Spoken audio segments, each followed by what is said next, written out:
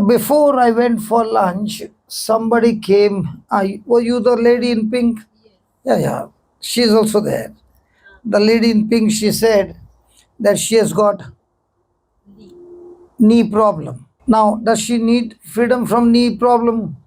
Do you have the desire that she should get healed? Yes. So who is going to come and heal her now?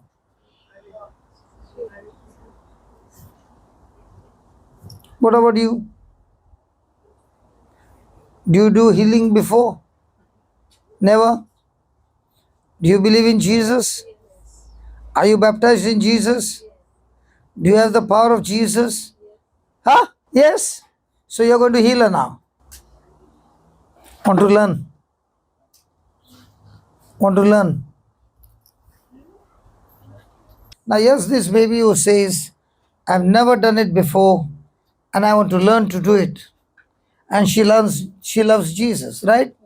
Okay. Now, the Bible says that faith has the power to heal and faith has the power to move mountains. Have you heard that? So, I'm going to teach her how to do it. Okay. And how many years you are suffering from that knee problem? It was 1 year, then it stopped and back again. It was 1 year, he had left, but he has come back to stay in a body again. Yeah, right. So since how long this pain is? It's there for nearly 1 year. Again In 1 year. between 6 months it had gone. Like I was not. So keeps going and keeps coming. The Bible says, okay, faith works through love. Say that. Say that again. So is she going to use faith to heal her? Yes. And faith works through love. So if she is hurt by somebody, will faith work? So if the devil wants to stop her from getting the healing, all that the devil has to do is get somebody to hurt her. And as long as that hurt is there, she cannot get healed. And that's why the first thing we have to deal with the hurt. Now, is it easy to forgive? No. What about you? Yes. Is it easy to forgive? Not depends, yeah. No. You're an honest girl. Praise God. Now, why is it not easy to forgive? Because if somebody has caused damage to me, I don't want to leave that person. I'm going to take the compensation for it. Right? It's not easy. But now Jesus makes it easy for us by sharing a parable. He says, when Peter went and asked him, Lord, how many times should I forgive? And Jesus said, 70 times 7 or unlimited times. Now, what Jesus said, is it possible? No, not you. Are you married? No. Okay, anybody here married? Okay. Sometimes, is there any friction between the spouses? How long does it remain? Acha, with the spouse, few minutes. With the in-laws? So, when you're hurt, you don't want to forgive. But Jesus says, I will give a parable. There was once a king, and this king took accounts of his servants. And he found out that one of the servants had to pay him 10,000 talents. In pounds, you can say millions of pounds. And the king said, I want you to pay it. And he said, just give me some time, I'll pay you. And the king knows that he can't pay. So he said, take his wife, his children, and all that he has, sell him off, and whatever money you get, put it in the treasury. The man began to cry and plead for mercy. And the king had compassion on him and forgave him. Now when the king forgave him, who paid the money? The king forgave him, right? So who paid the money? The king cancelled his debts. That means who paid the money? The king. Who forgave the servant? So who forgive whom? The king forgave the servant. But in that forgiveness was the transaction completed until the king cancelled the debt. So if I say I forgive somebody, then the person who forgives pays for the one who has caused the damage. So the king forgave him of millions of pounds. And the same servant went out and he found a fellow servant who has to pay him 100 pounds. So now he goes and catches his throat, beats him up and puts him in the prison and says, until you pay me my 100 pounds, I'm not going to let you out. When the king came to know what had happened, he called the servant and said, had I forgiven you of 10,000 talents? Yeah. Did you have compassion on your fellow servant who had to pay you 100 pounds? No. And because you did not forgive, you also will not be forgiven. Now the debts were once again put on his account. What do you think would have happened at the end of that servant? If the debts are not cancelled, he is condemned, he is a prisoner, and he went down to the hell. Now, in this parable, who is the 10,000 and who is the 100? In this parable that Jesus said, who is the person who was forgiven 10,000 talent and who is the person who needs 100 pounds forgiveness? Okay, let me ask you, in a day, how many times do you break the law? The law of God I'm talking about. Many a times. So what will be the punishment? Unlimited. So who is that 10,000? Each one of us. And because Jesus has forgiven us, now, have we received cancellation of 10,000? Have we received cancellation of hell? Have we received heaven as a gift from God? Now when somebody comes and does wrong to you, and you got forgiveness of 10,000 talents, and you have to pay only 100 pounds, would you forgive that person or beat that person and put him in the prison? In the same way, when Jesus on the cross, did he forgive everyone? Now, when a person is saying, I forgive you, then who pays the penalty? The one who forgives, very right. The one who forgives pays the penalty. Now, did Jesus pay the penalty for our sin? So now does he have the right to forgive us? So has he forgiven us? So are we the people whom God will forgive or he has forgiven us? So are we supposed to cancel other people's debts? The moment you choose to understand that God, you have forgiven me of 10,000 talents, I consider what you have done for me, and with that consideration, I'm willing to forgive this person of 100 pounds. Now, is it easy? Or is it difficult? Now, we'll do that only. We will not pray. We will only make the decision to forgive by faith. She's going to lead you. She's going to speak words. Your ears are going to hear. And all that hurts and wounds which are there inside will be cast out. And the next moment, your legs are free. Is it a good deal?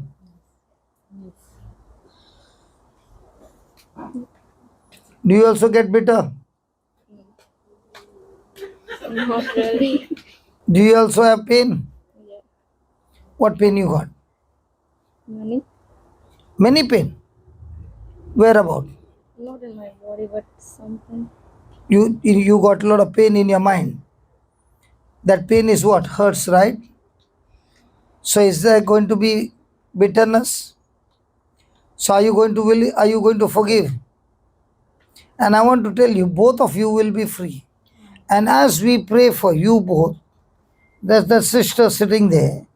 I'm not even going to call her. But as you two pray for each other, talking what we heard, the same power will heal her sitting there. And those who are sitting there, everybody will be healed. Why? Because when I have bitterness in me, that bitterness is poison in my body. So if I'm going to drink poison every day in my body, how long will my body be able to bear? And Jesus is saying, what I've given you is a free gift. You can use that same gift and forgive others. But remember, unless you consider how much God loves me and He has forgiven me and cancelled hell for me and given me heaven, even though I don't deserve it. In the same way, the people who have come against you don't deserve, but you also don't deserve. And if God has given me so much, I don't mind. It's easy for me to give 100 shillings. Right? Come on, hold hands. And both of you say this. Close your eyes and say this. Lord Jesus, loudly, loudly.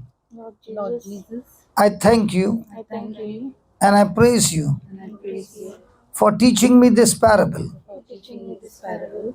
All this time, All this time, I found it difficult I found it difficult to forgive others, to forgive others, even though your word says even though your word says to forgive. to forgive.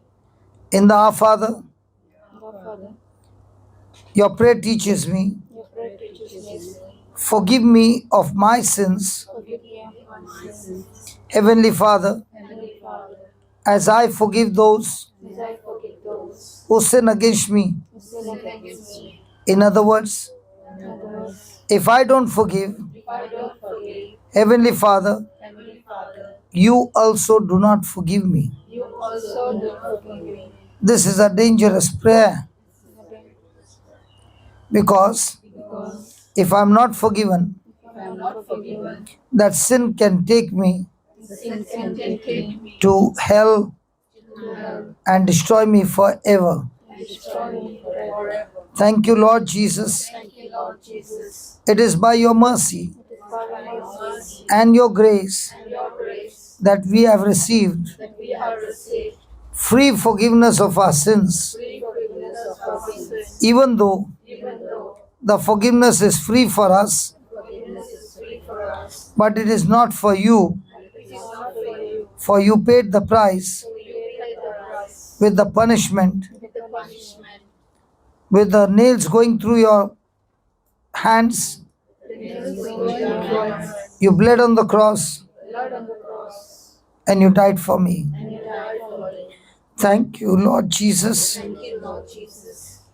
I have right now I have right now received from you received from you 10,000 talent 10,000 talents forgiveness, forgiveness, and now I choose and now I choose by faith by faith in love in love to forgive to forgive everyone everyone who have hurt me. who have hurt me. Lord Jesus, Lord Jesus, by faith by faith I bless them, I bless them, I love them, I love them, and I release them, and I release them, and they are set free. and they are set free. Thank you, Jesus. Thank you, Jesus. As I have forgiven, As I forgive, I receive I receive freedom, freedom, forgiveness forgiveness of my sins too. of my sins too. Every poison Every poison in my body in my body is completely destroyed, is completely destroyed, uprooted, uprooted, and I'm filled with your love. and I'm filled with your love. Thank you for this love Thank you for this love flowing in my body flowing in my body In Jesus' name. Amen. Amen. Now move your leg. No pain. Where's the pain now? Move your leg. No pain. Move your back. No pain. Little is there. Okay. Say this, Lord Jesus, I thank you. As I have forgiven, close your eyes and say, close your eyes. Say, Lord Jesus, as I have forgiven, I receive freedom from bitterness, from hurts, and I thank you. Every poison is gone out of my body into your mystical body, and I am set free. In Jesus' name. Amen. Now you can stand up and check.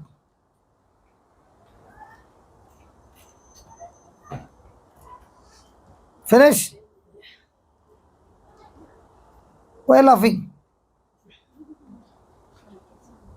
Is it there or finished? You ask her, yaar.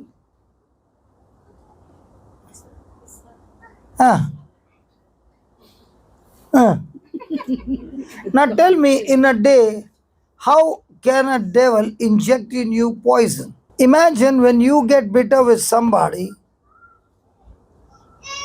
you are the one who is getting destroyed. And you remain in that bitterness longer, it can take you into depression, it can take you into extreme joint pains that is unbearable.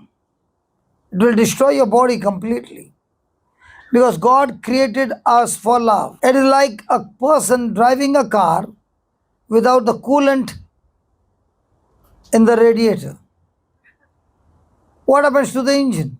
It gets burnt. And now this is so easy because you are not forgiving somebody by your emotions or by your feelings. You are forgiving people. That's what the word says. If I believe I've got 10,000 talents, for me to give 100 pounds is not at all difficult. But keeping that 100 pounds and not giving can take me to hell. And I can experience hell here on earth before even I die. Now, was that easy? Did we ask God to heal them? Or did He follow His instruction? Now, did they forgive by feeling or did they forgive by believing? All this time, what were you trying? People who live by emotions are the losers. People who live by the word of God are victorious. So after you go today, another call comes. Start again. Oi. Yeah. And you're not even married. No. You're a young girl. And you get hurt now. After you get married, what will happen? So are you going to be in fellowship with Jesus? Yes. So by forgiving, is it your advantage or disadvantage? Advantage. So do you want to drink poison? No. That bottle is there, no? Would you like to drink poison? No. So from now on, if you're hurt, are you going to compare your hurt with Jesus' hurt? Whose hurt is more? Yes. Jesus. Now, did Jesus forgive you? Yes. So did Jesus forgive you of your past, present and future? Yes. And if somebody is coming against you, is that person coming against you day and night? No, just a small part. So give that person and say to yourself, Jesus, thank you for loving me with the same love I love others. Okay? Yeah. Others, you look so beautiful, but it will be full of poison. Do you want that? No. Praise God. Thank you. Thank you. Anybody else who needs healing? Yeah, come. I have glaucoma and cataract in my eyes. I have already done one right eye surgery. And it is successful. Yeah, this one is okay, but there is still glaucoma, like small, like I feel like something You can blurry. hear her? I have some blurriness. Use the mic. Yeah, This way. Yeah. yeah. I see some small like stars around, like that small balls. So how do you see me now? I can see you because Which stars? but I see in front of me small like So balls. I'm also standing in front of you. Yeah, I see around like that. Stars. So you want the stars to go. Can you pick up one man from behind any person? You make a choice. Any man. I don't know, I'm not making choice. Let them go. No, you just their hearts are beating dub dub. Come on, make a choice. Anyone? What about that gap? Okay, gap. Gap. Come. Do you want to learn to do healing? Yes. Huh? Yes. Are you shy? Okay. Are you ready? Yes, I'm ready. I will teach you, you do the same. Okay? Take off your spectacles. Now, do you see stars? No. No. Take off your spectacles. Okay. You're going to put your finger like this. On, not on yours, on hers. Okay? Yeah, which And one? then you're going to That side? any hand will do, but hand, not leg. Nice man. Hallelujah. Yeah. Put your hand on both the hands. You want only one eye to be healed? Praise God. Say this, Lord Jesus, Lord Jesus, I have never done this before, I never done this before. but it is you who has called me, and I believe And I believe you love me you love me with an everlasting love. with an everlasting love. You said, You said, all those who believe in you, in you, they will not only do the things that you did, but they will do greater works than that because you go to the Father. go to the Father. Thank you, Heavenly Father. Heavenly Father, Thank you, Jesus. thank you, Jesus. Thank you, Holy Spirit. Thank you, Holy Spirit. My hands are anointed, My hands are anointed. and I'm speaking to these eyes. I'm speaking to the eyes. Be restored, Be restored. be recreated, Be recreated. be regenerated. Regenerated. All the obstruction All the obstruction be dissolved, be dissolved. taken out Taken out from these eyes. from these eyes. Let the scales of cataract Let the scale of cataract right now right now fall off our eyes, fall on our eyes. and I command these eyes And command these eyes be completely healed. be completely healed. No more obstruction, No more obstruction. no more distraction, No more distraction. no more feeling of stars, No more feeling of stars. but clear vision. But clear vision. In Jesus' name. In Jesus' name. Amen. Amen. Thank you, Jesus, Thank you, Jesus, for healing her for healing and opening eyes, opening eyes. complete vision. Complete vision. In Jesus' name. In Jesus' name. Amen. Amen. Now open your eyes and look on the top of the tent. Now see whether you can see the stars. No stars. Little bit I can still see. Very little. Yeah, Yeah. from here. Okay. And other things, look at the people. I can see probably. Probably. Okay. One eye, little work is remaining. Oh, you are already getting ready. That's a good sign. That's a good sign, huh? He's already getting ready. He's saying, my God, it's happened let me improve completely. Did you ever think like that? Yes, That Yes, your hands brother. can open eyes? no, never know. Huh? Never know. Because I saw you inside. You are serving everybody, looking around and serving everybody. Huh? You got a good heart. But now you're only going to serve them, or you are also going to use your hands and help people to open blind eyes by teaching the gospel. Yes, brother. Yes, brother. Sure. Yes, sure. Come on, give me a nice hug.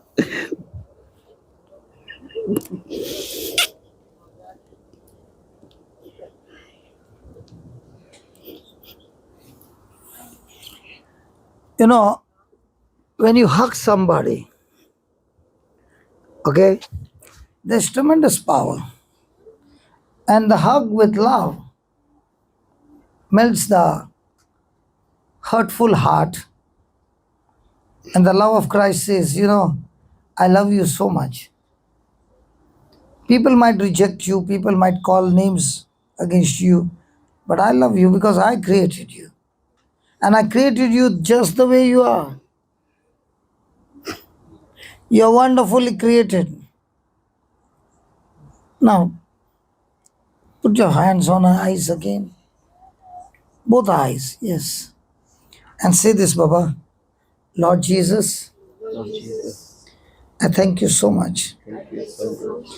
Never could I ever imagine Never could I ever imagine that this gift you have given to me, this gift you have given to me, you have given it to everyone, given to everyone, absolutely free. absolutely free. Thank you for teaching me Thank you for teaching me to exercise my faith. to exercise my faith, And by faith, and by faith, I speak to these eyes, I speak to the eyes. be healed now, Be healed now, 100%. 100%. I curse that cataract I curse that cataract and that infirmity. and that infirmity. Get out of our body. Get out of our body. And Lord Jesus, And Lord Jesus, your precious blood your precious blood has cleansed the eyes completely.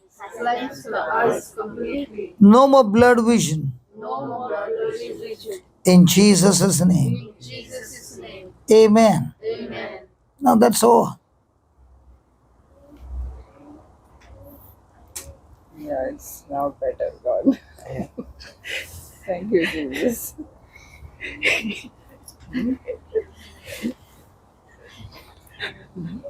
Did you ever think this morning that you would open somebody's eyes? No, never know. So now do you know? Yes, yes, So now do you need to learn the word more? yes, of course. I know you, I saw you during the lunch break going and serving everybody. But which one would God be more happy? Serving with the word or serving without the word? Serving with the word. So are you going to learn now? Who is she to you? Brother, I'm always before I'm staying with 1 year, but now I'm staying in another place. You know what? When I called you, she already had tears. Might be you are not a blood relationship, okay? Yeah, But there's something called as God's love relationship. And the moment you came, she started weeping. Might be she has been praying for you yes, always. always. She's teaching me. She's teaching you. Okay. So now what are you going to give her? Are you going to give her testimonies of your life being changed? Yes, She might not be very elder to you, but the way she looks at you is like a spiritual mother. of course. Hmm? Yeah, Are you happy? yes. But she's sad, she's crying. No, no. Are you happy? Yes, brother, but whatever you said, it is the truth because he's a really good person from his heart. Always helping, very good.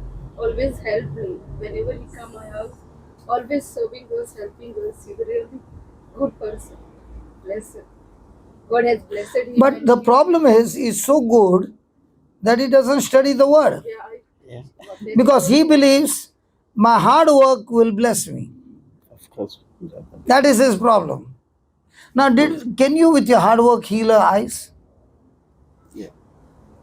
Really? With your hard work? No, not. What are you going to bring? Not- Chisel and hammer? No, no, sorry. No, sorry. With the word. See, I know you're a good person. I know you're a good heart. But the problem is, you're believing in your works. And the person who believes in his works and not Christ's works still goes to hell. Do you know that? Because none of us are saved by a hard work. We are saved by believing in Jesus' hard work for us. Which one is better? You work hard, but could you open her eyes? No. But with studying the word, Yeah. you know why she must be crying? This person has planted so many good seeds. If only he can understand to take the word of God. Are you highly qualified? No. No. And the devil is saying, you know what? You're not educated. That's why there's no chance. Look here, look here. You know what Jesus is saying? I don't look at your education. I look at the heart. And that's why I said, Lord, pick up somebody. And I said, the Lord said, pick up that gap.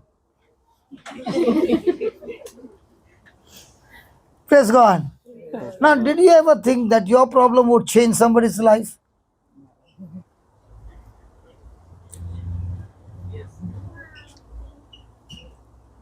Okay?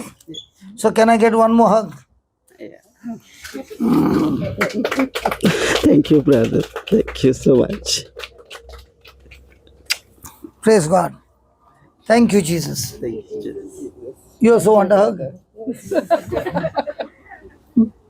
Praise God. Bless you. Thank you. Now tell me, was that hard work or was it belief? And which one do we believe? And especially those who are not educated, the devil will say, no chance for you, you're not smart. Not smart. Unfit. But you know what God says? I see your heart. That's all. And if you can feed in your heart the word of God and apply the principles in your life will become so interesting, so beautiful that every day you're going around solving people's problems. I love my job. And I like to work till I fall asleep. Again I stand up and again I work. Because it gives me so much of joy to see lives getting changed. And it's been 25 years. I'm not on salary. I work because of love. So write down 3 types that people look at the law of Christ. 3 types. And in these 3 types, they look at law as their enemy. Praise God. First one, some people see the law as their enemy. That means the flesh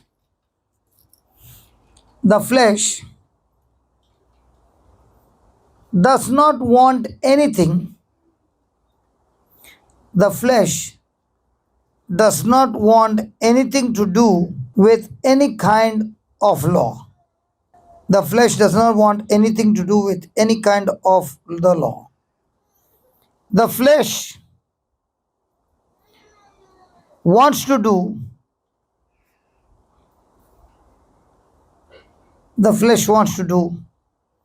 its own thing.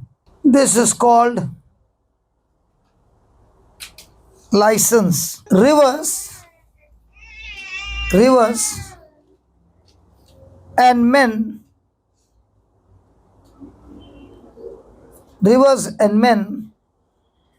get crooked by following the path of least resistance. Praise God. Have you ever seen a river flowing or a stream of water flowing? Does it flow straight or does it flow crooked? Why does it not go straight? So does it find a easy way or does it find a wall and knocks the wall and then keeps moving? Do you see the river straight or it keeps on going zigzag? Why does it go zigzag? Why not straight? If it finds rocks resisting it, it will not fight with the rock. It will find an easy way out and still start moving. Is that right? Hello? What about a person who is in the flesh? If he is facing opposition, will he resist that opposition or will he find an easy way, a shortcut way to get his job done? You are facing some opposition and you read the word of God. Will you resist that opposition or will you find easy way out? Resist. Normally, in your office there are people are working there. Will they find the easy way or the system way? So when you find the easy way and not the system way, are you training your flesh to dominate yourself? So throughout the day, who are you training? Your spirit or your flesh? Hello? If you are going to spend more time in studying the principles of the kingdom of God, then will you spend more time here or will you want an easy way? Baba, have you gone to school? College? Finished your graduation? How many years? 10 years in school. 5 years in college. 15 years you went. With what intention? I want that piece of paper. Did you get? What if you had to quit? So were there times when things were really bad to go to school? In the university, somebody was teasing you, somebody was irritating you, but did you quit or did you keep going? Do you keep going God's way or when the resistance come? How come you knew he came? Acha. In the class you're calling your spouse.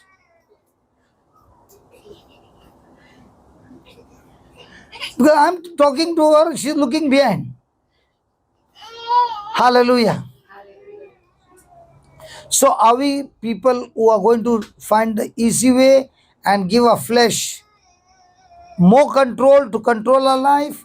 Or are we going to submit to God, resist the devil so that he will flee from you? So are you going to feed the flesh comfort or use the word of God and make him more uncomfortable?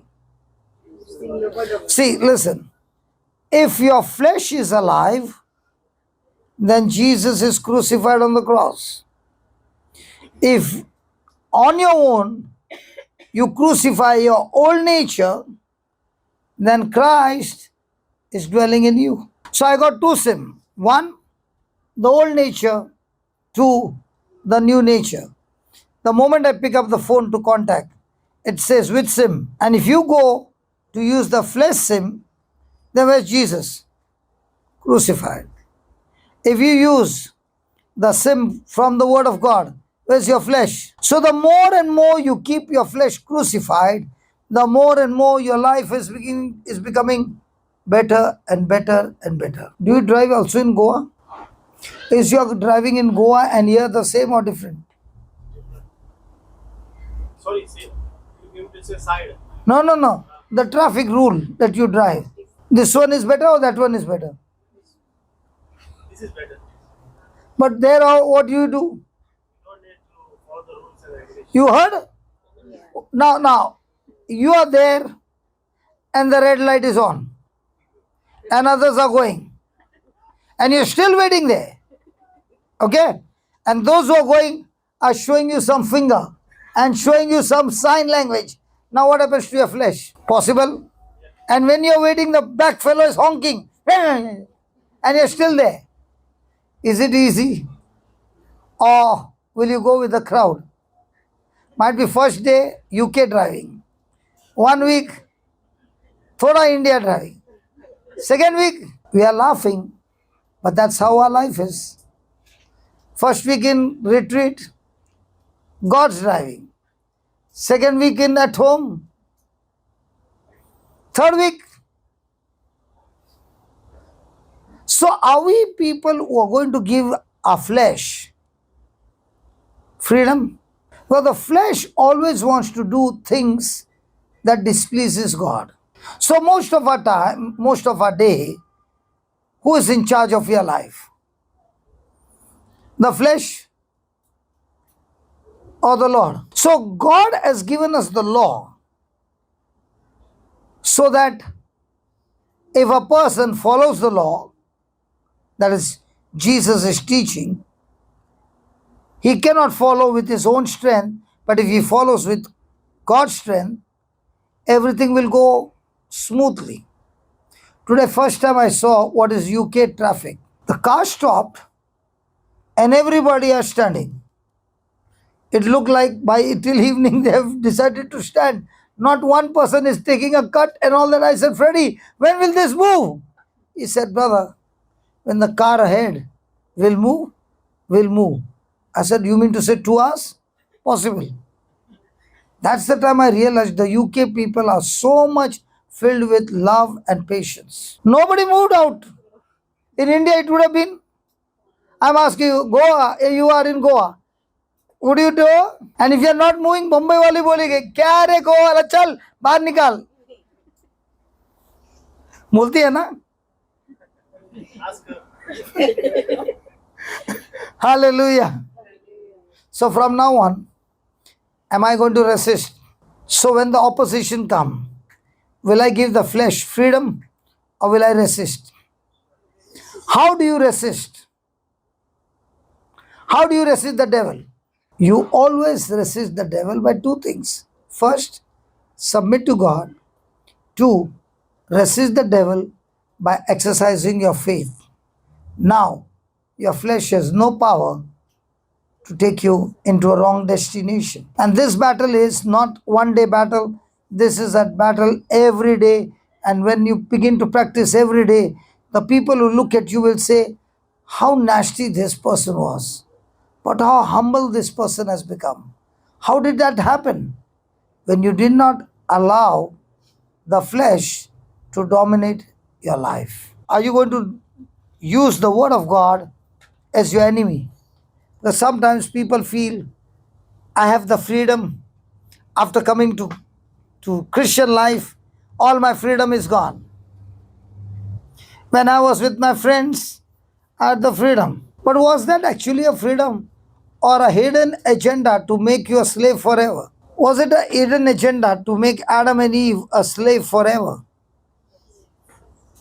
So how do I use my freedom? To submit to God or submit to my flesh? If I submit to my flesh will rule over me and destroy me. Second point, some people see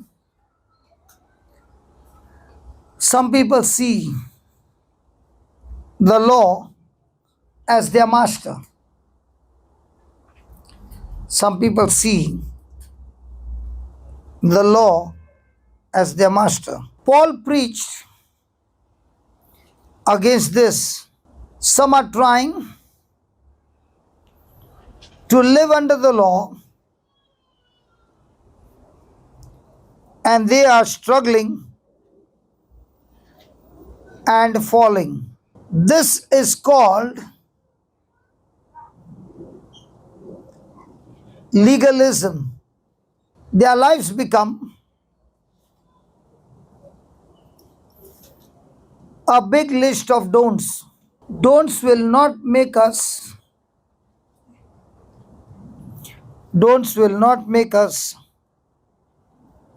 more like Jesus. So the second type of people. First type of people were the ones who treated the law as their enemy. The second kind of people are the ones who treat the law as their master. Praise God. Now, when you treat the law as your master, then do you have a list of do's and don'ts? When you go somewhere, do they put some regulations? If you want to use this place, these are the regulations. And if you're caught not following this instruction or regulation, you shall be heavily fined. So is the master, the law. You don't want to follow, but what to do? If I don't follow, I shall be booked and fined. Is the traffic signal the master? And if you are on the road and nobody is watching you and you're going at high speed, do they click your photo? Smile. Hello, smile. Click. Second time, smile. Click. Third time, smile. Click. And when you smile and you get 3 clicks, what happens? You get a ticket after 3 times? And what if you get clicked 3 times? Might be your license will be taken away. So is the boss. You know, those who are in Goa, after you finish the Panjim Bridge, okay, then you keep going towards Madgaon. Then comes another bridge near Vasco, where you turn to go to the airport. You remember that? Huh? That bridge, the speed is 30, and the police will be standing behind, and most of them will be going above 30. And you can't see that they are standing there. And they will be taking your camera, the photo, and they will be showing you, and they will be charging you. Because that board is there, can you charge me? Yes. If the board is not there, can you charge me? So my life is ruled by whom? I want to go at 40 or 50, but if I go above, what will I get? That fine you will get, and you are in urgency. Then he will discuss with you. And by the time he gives you the receipt, has more time gone by? So how many of us use the law as the master?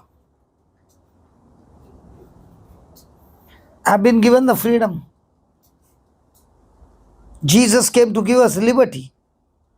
But is this liberty still under the control of the law? Second. Third type, the Christian life is not a legal relationship. Christian life is not a legal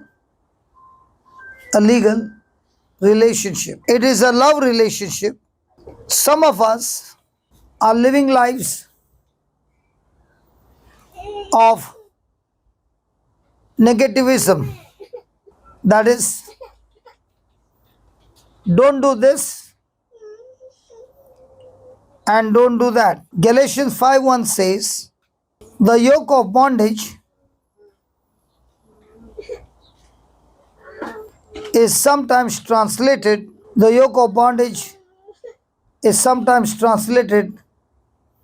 as the yoke of self-effort. What is our relationship with God? What type? That what He gives us is enemy. What He gives us, that He is the boss and we are the slaves? Or is it that our relationship is a relationship of legalism? Or is our Christian life is all about negativism? Don't do this, don't do that, don't do this, don't do that. What is it? Did you see what happened? How long she was carrying the baby? Did she speak a word? Is she comfortable? The husband saw the baby is crying. The husband can say, let it be with, I'll enjoy behind. Did he come to pick up the baby? So are they doing it? What's the time? What's the time? 3:45. her duty just got over. And he realized 3:45, her duty is over, I have to take over, and he comes and takes the baby. Is that a relationship? See, this parable will help us to learn better. Now, why is she doing all this? Is it a legal relationship because she is a mother? You have to. Or is it a relationship of love? So when it is love, does she treat the rules as enemy, as a master, as a negative issue? Or is it love? So the moment the husband came and took the baby, I said, thank God. Is she doing that? Not married, no. You'll learn, don't worry. She's looking at me, all this is there? Yes, all this is there. Do you know why they are doing this? I'll tell you why. When the child will get grown up, he'll become big boy, he'll work. Then when they will be old, he'll be looking after them. Hey, all you mamas and dadas, are you doing that because of that?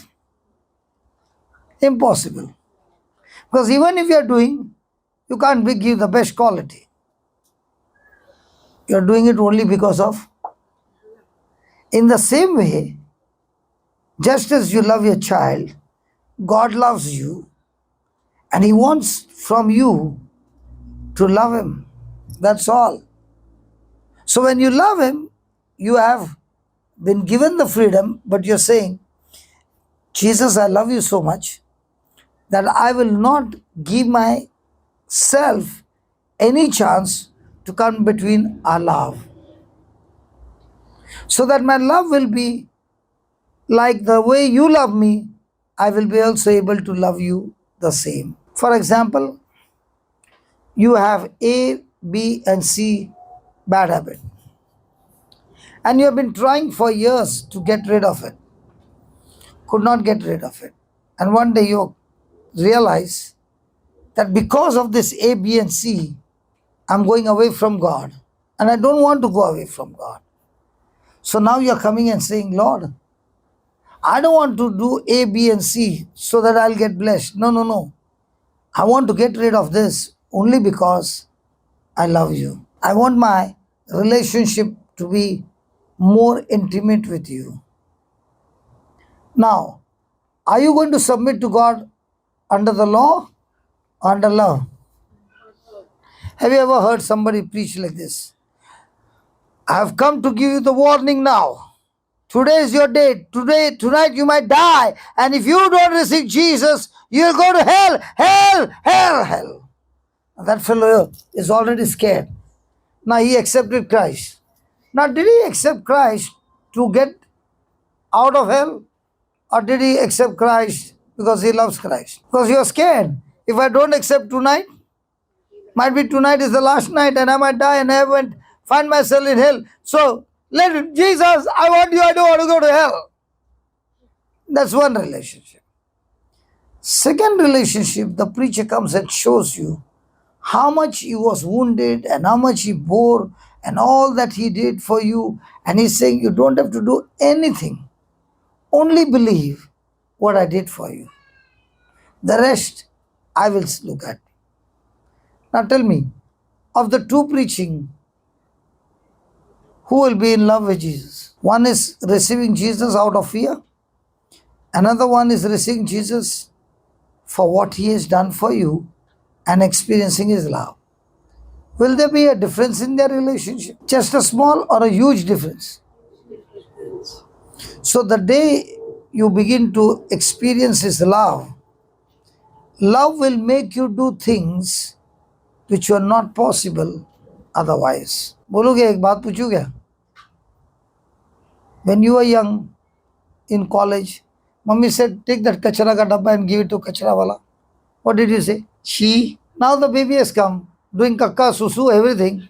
Now you saying to the husband, take that. Now why are you cleaning? Hey, she cleans. Yeah, sometimes.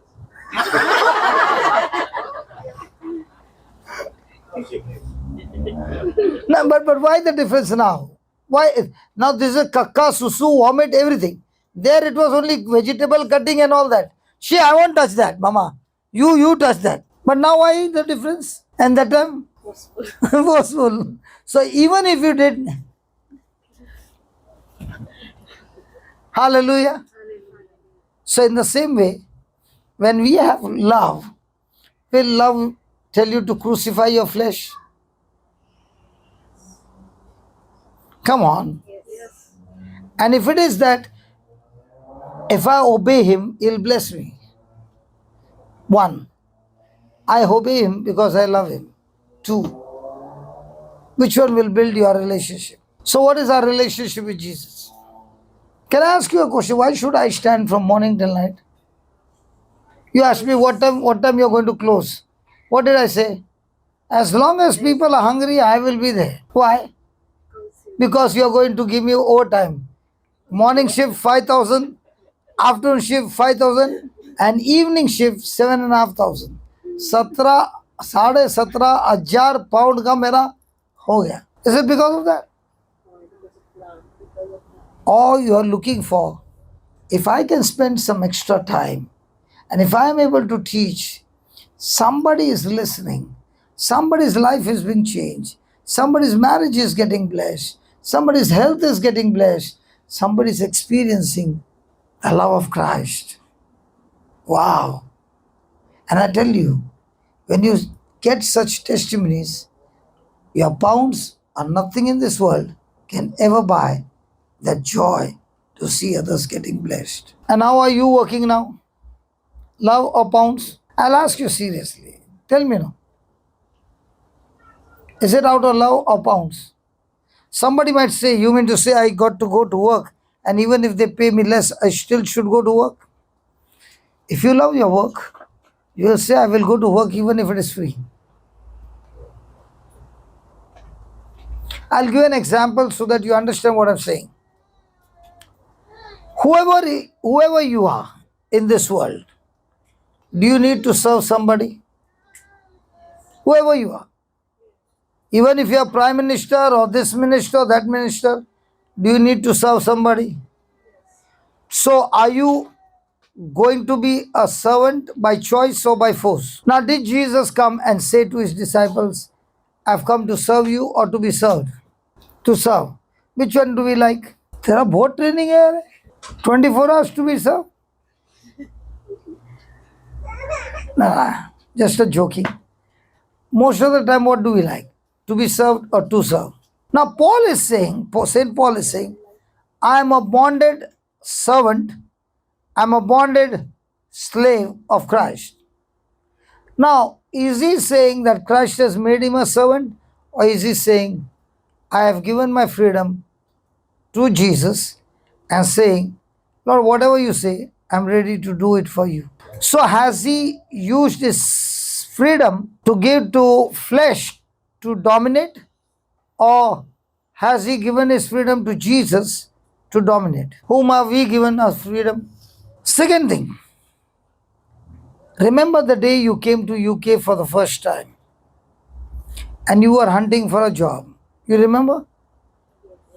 And somebody you met on the way and gave you a link, and there was a person who was taking the interview. Do you remember? And the person said, you are selected. What happened to you? You got a job. Now, did that person's decision change your future? If you look at our parents, many of the parents, they found a job when they were youth and they got retired in that same job. Is that right? No? Never heard? Now, when that person said yes and gave a job, did that person ever think that this person is going to get married through this job, going to have a family, going to have a house, going to have a children, and all their future is going to depend on that one signature? You are selected. In the same way, when you go and help people, minister to them with the word, and your signature of Christ in you, the anointing in you, Did you ever think that your entry into that person's life would change the whole future of generation? When I began to sit and began to think on these truths, I realized that if I want to be successful in life, I must be a servant by choice, not by force. Joseph in the prison became a servant even though he was not chosen. And he began to serve all the prisoners. There was no hope for him to ever come out, but he became a servant by choice. And when he was serving everybody, he found an opportunity to serve the person who is supposed to take him to the palace. But did he know who? Did he know that this person is going to take me to the palace? But did his heart say that even though I'm in the prison, let me serve everybody?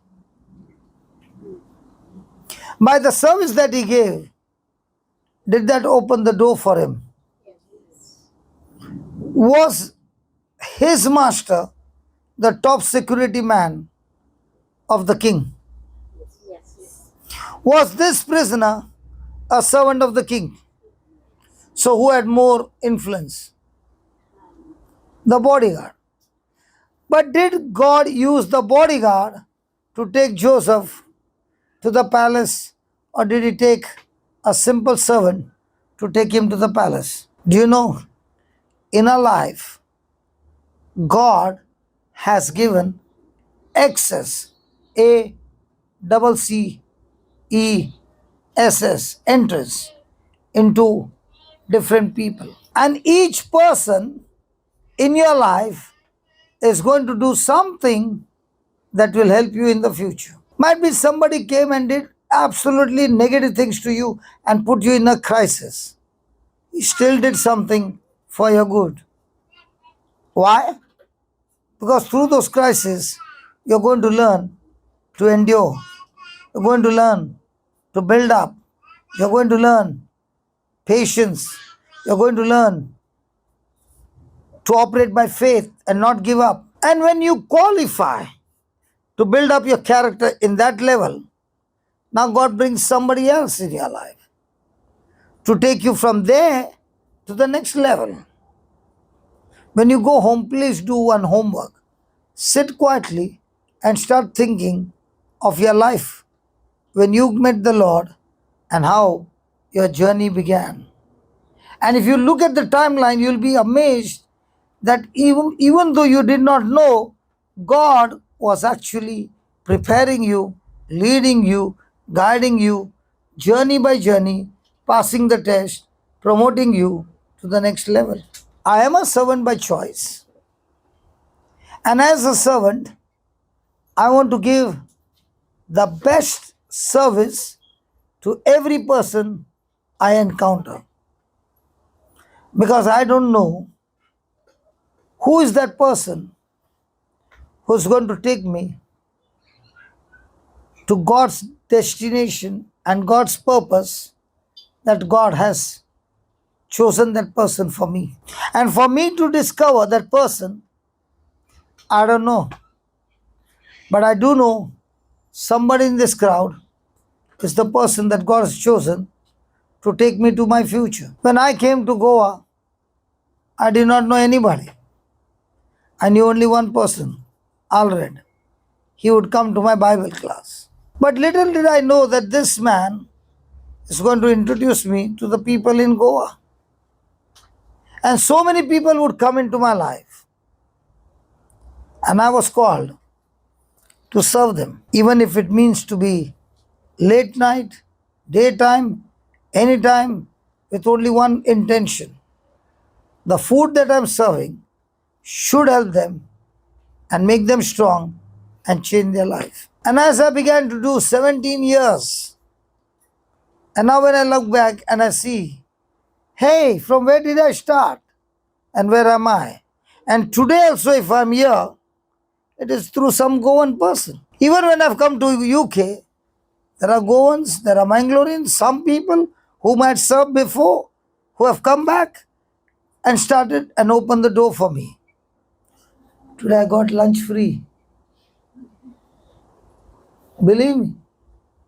Solid lunch, man. Such a lunch that I went to sleep. So heavy was the lunch. So how am I getting all this free? If the quality of your service is good, people will call you again. If the quality of your service is no good, the moment they see, they say, see, it's coming, run. So can I make my future? You know, your future is how many people's problem do you solve every day is going to decide your future. Simple. And if you're thinking how many people will come into your life to solve your problem, you'll always be in depression. The system of the world is let me go out and solve as many as I can using the principles of the kingdom of God. You think about where you are. Did God bring somebody to get you here? Did God use somebody to get you a job?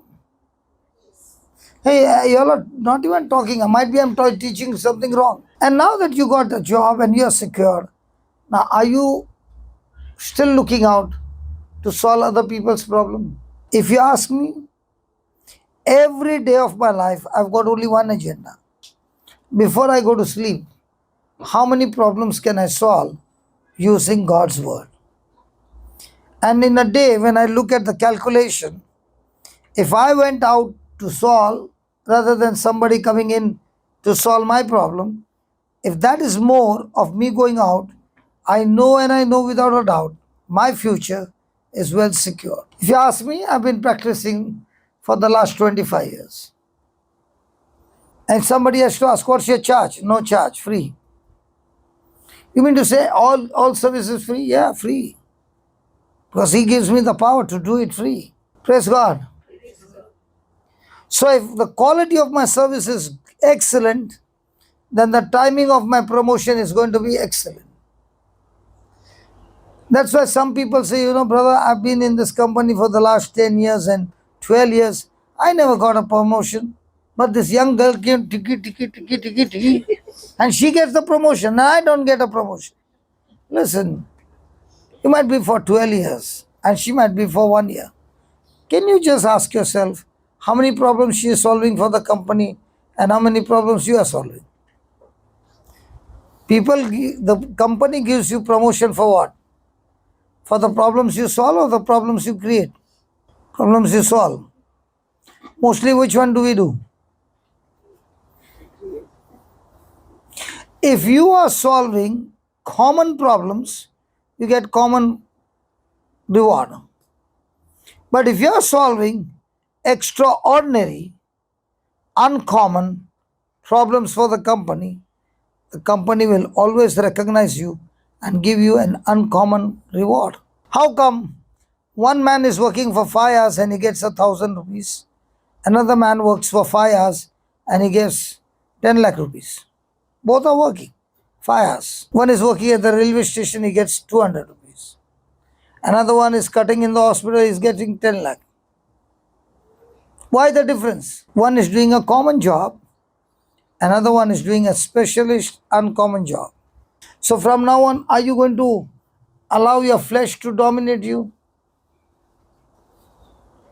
Are you going to see for the comfort? Or are you always going to see how can I get an opportunity to comfort others? When I was 11 years in the Lord and things were going super good, I was not able to go for a retreat in Gujarat because it had rained in Bombay. But much more than that, I had to send my goods to UK. In those days, I was exporting things. And because of the rain, I did not go. And there was a retreat in Baroda. And they asked me, brother, what happened? You're not coming? Arey, full Bombay is flooded, man. How can I come? I'm not the person like that. I'll go. But because of business, I did not go. That night was a conflict. And there was God asking me, you decide today, who do you want to work for? You want to work for business or you want to work for me? And in this 11 years, the Lord showed me all that He had done. which I don't deserve. And I said, Lord, I work for you. So he said, what are you going to do with the factory? I said, tomorrow morning, the factory will be shut down. And I will be working with you 24 hours 7, full time. Now, at that time when I took that decision, it would have looked foolish. It would have looked dangerous. It would have looked, your children are small. What's going to happen to their future? But God saying, seek you first my kingdom, my righteousness, my system, and then everything else will be added unto you. So I said, Lord, I'm ready to do that. And now when I look back, all these years, every bill is paid. I can go freely to the ends of the earth. And I can see I would have not earned money, but surely I've earned a lot of souls in the kingdom of God. It's a choice of faith. Your choice will take you into the supernatural, or your choice will take you into self-destruction. It's your choice that decides. Write down. Liberty is seeing the law. Liberty is seeing the law not as an enemy or as a master, as a friend. Liberty is seeing the law not as a enemy, no, or as a master, but as a friend. The Bible says that we have been called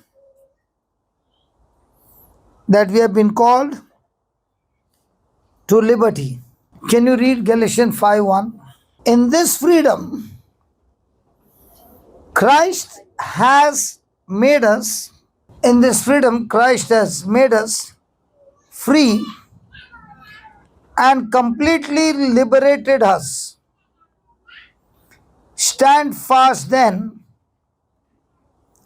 and do not be hampered and held ensnared, and submit again to a yoke of slavery which you have once put off. So the Bible says God has granted unto us freedom. He has made us free. God made Adam perfect in his likeness and image. But Adam disobeyed God and became a sinner. But you and I did not become a sinner. Read that Romans 5. Put your hand there. We'll come back. Romans is in front. No, wait. Front. Yeah. Romans 5:17. If because of one man's trespass, Because of one man's trespass, death reigned through that one man, much more, Okay, read the 19th verse. for as by one man's disobedience, many were made sinners. Hold on. Many were Made sinners. So, did you become a sinner or you were made a sinner?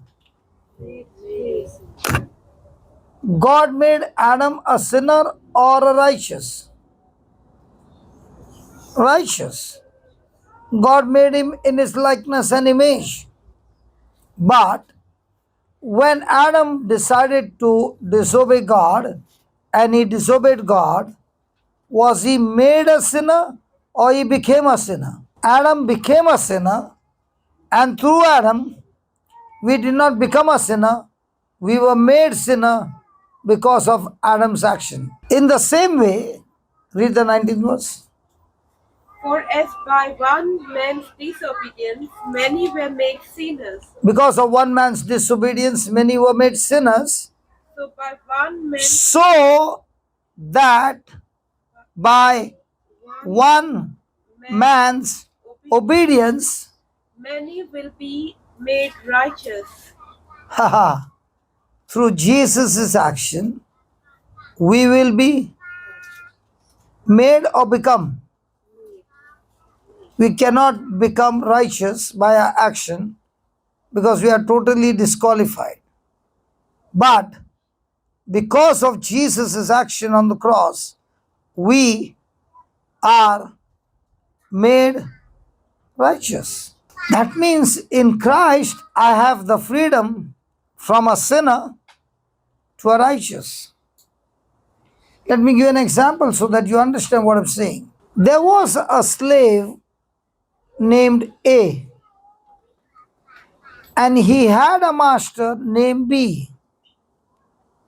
And B would torture A day and night and make him work day and night, and also make extreme dirty work from him. And A could not refuse because he was a slave. And one day, when B saw that A had not come to work, he went to A's room and he found A sleeping. So he kicked him and said, "Get up!" And A would not get up. So B got angry and beat A. But A did not reply, did not respond. And then B understood that A was dead. When A died, can B make A work his desire? So now is A free from B? Now can A torture his dead body? He can. But will it make any difference to A? No. So will it keep torturing, or will he first try to get rid of the body? Because it will start stinking. So he gets rid of the body. Now by death, did A get freedom?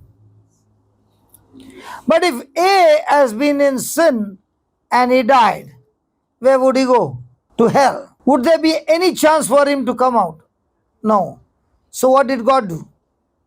He came up with a brilliant plan and he said, I'm going to send another person as man, my own son. He will live in this world not as God but as a human being. And his battle will be that whatever I've given the law, he will obey the law even to the point of death. So the son comes, the devil tortures him, tempts him, tries to do everything to make him fall into sin, to make him disobey. And A does not, and Jesus does not disobey, and Jesus on the cross dies as a substitute. So if Jesus and I are united and Jesus dies, what happens to me? I also die. And with me dies the old sinful nature. And when I'm buried in that state with Jesus, God the Father raises Jesus from the dead because he has committed no sin, and that's why he cannot die. He has to be raised, and he raises Jesus from the dead. So when Christ is raised, what happens to me? I am also raised with him. Now, am I raised with him with my old nature or new nature? Now, has Satan got any claim over me? That is called as born again. That is called as a Christian life. Having received the nature of Christ, we are no longer human beings, but we are Christ-like beings, and that's why we are called as Christians who have Christ's nature planted in them. I thought by now you should have been clapping your hands. No, because I tell you, no. Because of the Father's love for us, he sacrificed his son to get us out of slavery and, very important, sin nature. And not only get the sin nature out, but now install his own nature on his children so that his children will submit to him. They will resist the devil and submit to his father. And that's the truth. But if I do not know the thing that has changed in me, will I be able to use it? For example, when we started having mobile, there was this thing called as SMS. Had anybody ever used SMS? And before that mobile came, there was a pager. Then somebody said about the mobile, and the mobile came. You started using SMS, and somebody said, hey, download that WhatsApp, and you downloaded. And then you realized, I can send video, I can send messages, I can send all this. And one day they said, WhatsApp has got even the calling facility. Everybody were trying to download. Do you remember that? Why were you trying to download? Calls are free. Messages are free. Videos are free. Everything is free. And whatever is free, you want to download quickly. So today I've come to tell you that your sin nature has been uninstalled from your system. And God has reprogrammed you and installed the mind of Christ in you. Now, are you trying to tell me that in your mobile there is no SMS today? There is. Huh? There is. There is. Is it free? Are you using it? SMS or WhatsApp? Don't you tell me lies. Show me a SMS. Even though it's free, are you using it? Why not? You are so used to WhatsApp. In the same way, has God installed in you a new nature of Christ? Has He given you the freedom to use? But where are you going? To the new nature or the old SMS? Might be you don't even know that that software is there. This mobile was invented for what? Making a call. Now what is this mobile being used? For call? Recording, streaming. Can this mobile have a watch? Can it have an alarm? Can it have a torchlight? Can it have all those facilities? But can you use those facilities without downloading the program? So what is this Bible? Different applications for you to get into intimacy with God. And when you are intimate with Him, He will show you how to operate each program in your life. Now tell me, are you intimate with WhatsApp? The way you are looking, it looks like for the first time you are using WhatsApp. When you get up in the morning, the first thing, even while lying and sleeping. So who is your God? Do we treat the same when it comes to Jesus or the Bible? But the liberty is given. Are we using that liberty for the flesh or for the Bible? Somebody was there inside. She took my number and I said, listen, if you try to give me a WhatsApp message, no, it will be very difficult for me. So she started wondering, what? As WhatsApp message will be difficult for you? I said, very difficult for me. So she said, why? I said, you read it. And I gave her my mobile and I said, read. She said, what to read?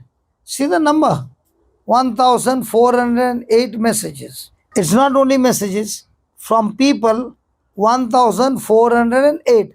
Now tell me, how will I contact everybody? And then will come the call over there. I send you the message whether you never called me. Then another one, when is the right time for me to call you? I also don't know when is the right time for me. But has this application been given to me? I'm using only WhatsApp. If you call my SIM card, it's switched off. Why? International charges. So in the same way, has Jesus given us his SIM card free? But are we using that one or the old card of flesh? But has he given you the freedom? But is it our choice? So which choice do we prefer? Jesus SIM card or Adam's? SIM card. If a person is using Jesus SIM card, you can't be seated there. Impossible. That SIM card only will make you get up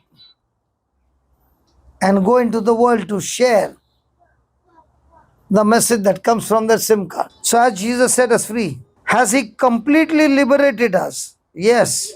And therefore, stand fast then and do not be hampered and held, ensnared. Say that, ensnared.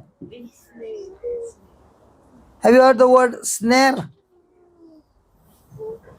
What's a snare? English is powerful, man. I remember when I got touched and children were small and I used to not speak English. So I used to ask my wife, what's the meaning of snare? And she'll be in the kitchen and from there she'll give me the meaning. So my both the daughters would go and ask mommy, Daddy did not go to school. And praise God. Sometimes my children would give me the meaning. So I want to tell you, I started from there. Do you know what's a snare? Have you ever seen a mouse trap? In Goa, do you catch a mouse? And what trap do you put? Electric one? Wooden one. And there's a door in front. And then you put something to eat. What do you put? What? Khare? What do you say? Khare? They go for anything, but You have not been feeding them. That's why they're going for anything. they eat everything. They eat everything. Okay. Now here's a trap. And the bait inside. What if the mouse comes and sits on top? What if he comes and sits on top? Will he get trapped? No. What if he comes and sits here? What if he comes and sits here? What if he goes inside? Until he hits the bait, there's no way. So he's going inside, he's coming out, he's going here, going here. But the moment he goes for the bait and the first bite and he's trapped, then what do you do with our rat? Chinese? Throw him out of the house. What, man? He said, this lady is so good. I will get trapped. She'll throw me out. I'll come again. In Bombay, they throw him out. Acha, she's now completing. We are living on the 4th floor. We throw him out from the 4th floor straight down landing. What a cruel man. This is one way. I never heard this. Today I'm hearing this. Your mom is very smart, huh? With the incomplete story, she is showing compassion. But when the story got completed, it's very cruel. They don't die even from the top. The smaller ones just roam about like down. Somebody saying, the rats in Bombay, they fly. Okay, second. Hot water and kill. Okay, you put the hot water and kill it. Third, dip him in along with the mouse trap into the bucket. Possible? And drown him. Yeah. 4th, in the toilet, open it and he goes there and then he say, ha ha. Nobody can escape. No. If he goes into that, it's very smooth. He can't come out. Unless that thing is scratched. Then he will come. Praise God. Okay. Now, what if he had not got trapped? Could you have a hold on him? In the same way, what is the devil doing for us? He is also laying a trap. And what does he use to get us engaged in this trap? His favorite is our 5 senses. He will use your 5 senses. He'll use your knowledge of the world. He'll use the desires of the flesh to trap you. And when you are ensnared, You won't even know when you're caught in the trap and you are destroyed. Amen? So when a person is ensnared, he gets back into the yoke. Who say that yoke? What's the yoke? That wooden frame that they put and which there's a cart and he pulls that. So that yoke is put on the neck. So as long as the yoke is there, can he escape? When we look at each other, what do we see? Nice style, Nike, and what else? Adidas and all that we see. But in the spirit, what do we see? Each one like this. Yoked under Satan's slavery. And the Bible says, the anointing of God has power to remove the burden and destroy the yoke of the devil. Now, God has destroyed the yoke of the devil and set you free. Can you go back to the bait again? For example, somebody left alcohol for 4 years. And then there was a family program. And he said, I don't want to drink. But then other, get Patron, get Get. Acha,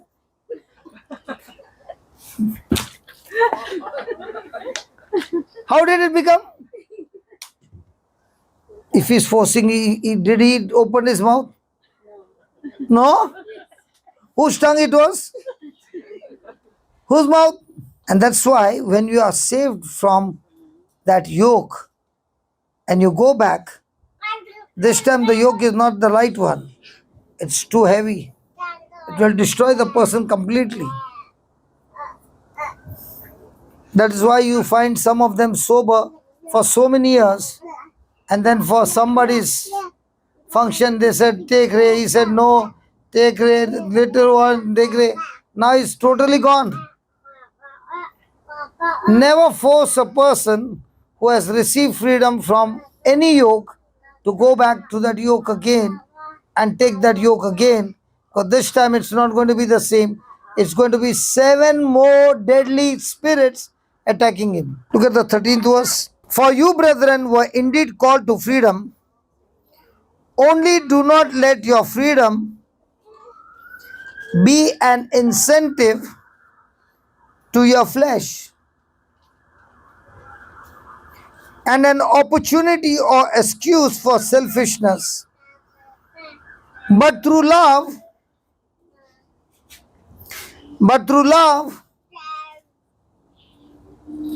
you should serve one another.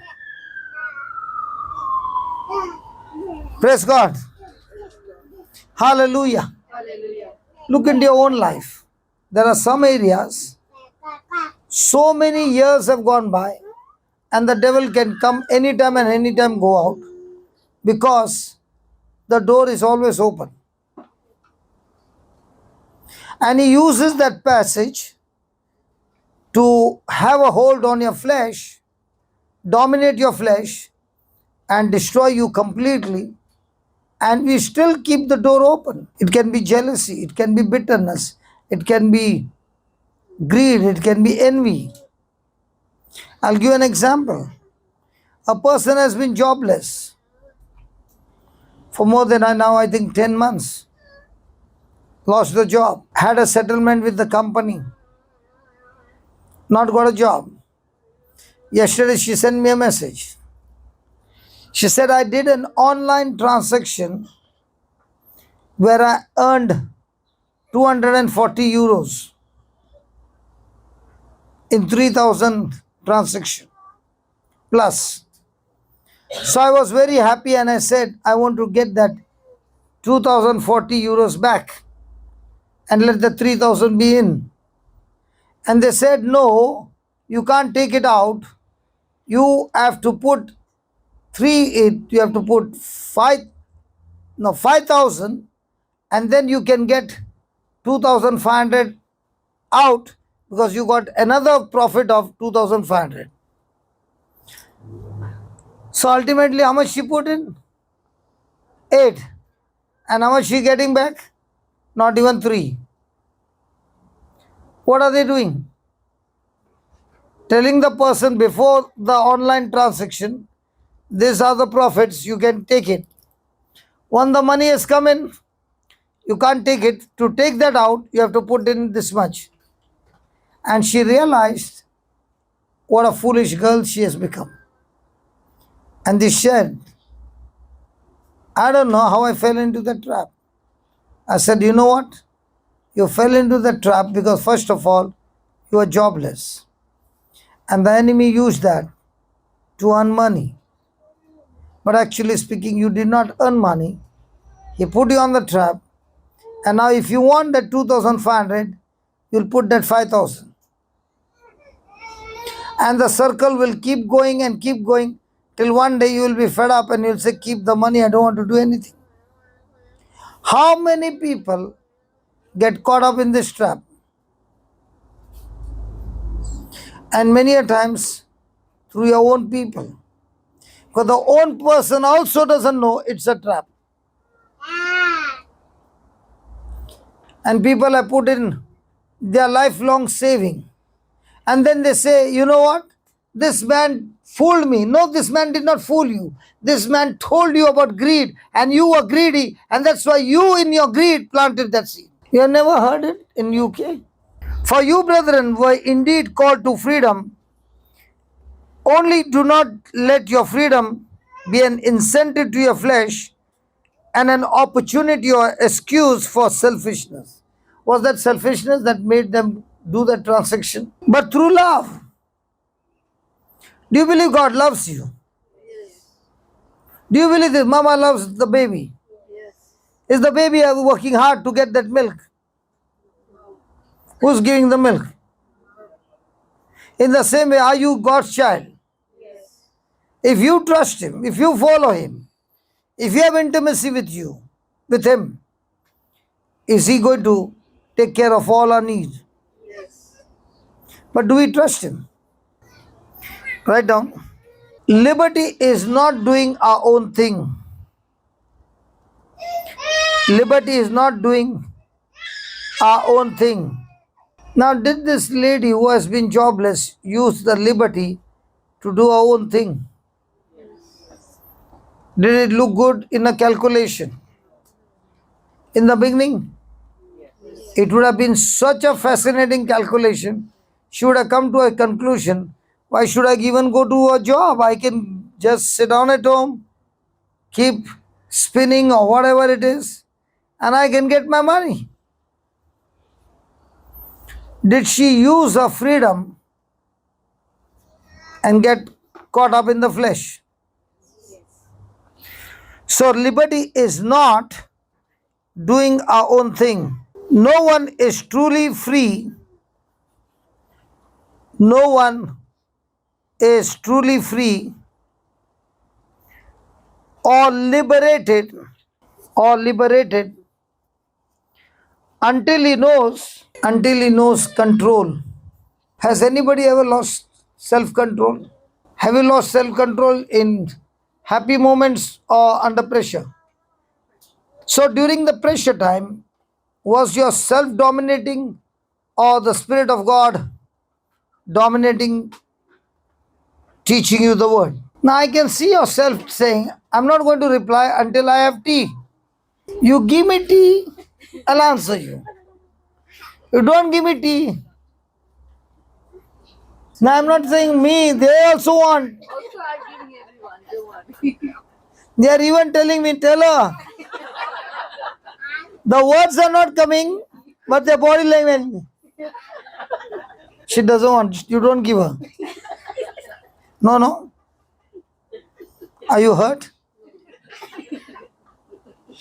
Now I told you, you don't give her. Why you did not get hurt? I don't drink milk. No, she was talking without milk only. Now you drink, no? Now are you hurt? No? Why are you not hurt? If somebody else would have told the same words, would you get hurt? Yeah. Why you did not get hurt? Because I told. Is there a difference in getting hurt?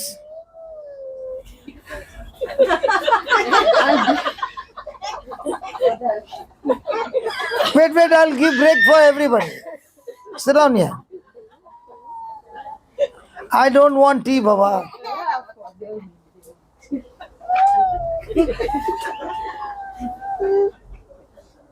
Am I troubling you? No. Are you annoyed with me? So you did not give yourself any room to dominate you.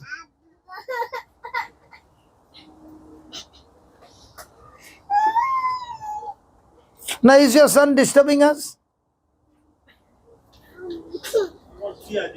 Huh? He wants tea.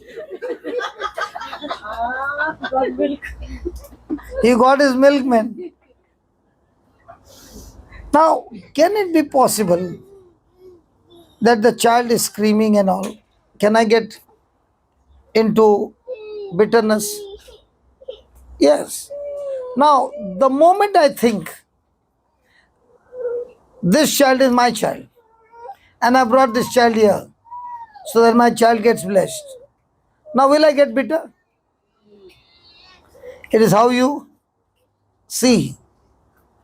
And I would be in new creation home and I would say, the mothers would bring the child or the child is running.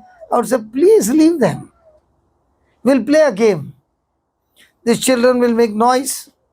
They will play and we'll see how much can you focus your attention on the word. Because if the child can distract you, in the world there are bigger distractions than that. And if you can't handle the pressure with the child, how will you handle the pressure at home where a big boy is making noise? It's so good that we are not going to go home, but we'll use this day. And the seeds that you're planting, these are the seeds for everlasting life. Our flesh wants to say many things, but Lord, we want to follow you every moment. And all these things that you're teaching us are not going to go wasted, but they are all incredible, incorruptible seeds that has great potential to bring forth godly harvest. Oh Lord Jesus, please help us to recognize that this opportunity that you have given us to listen to the word is preparation for the coming storm in our life. And as we face the storm and overcome the storm, not only we grow into maturity, but also the promotion in our life begins to multiply. Thank you, Lord, that from now on, we do not use our freedom to become victims of the flesh, but to continue to live the life of victory, a life of a champion, a life of a warrior, through your teachings, Lord Jesus. Thank you for all those things that were hidden. You are bringing it into the light and teaching us the truth, so that in the presence of this light, every darkness is destroyed. We thank you for the same. In Jesus' name, amen. Amen.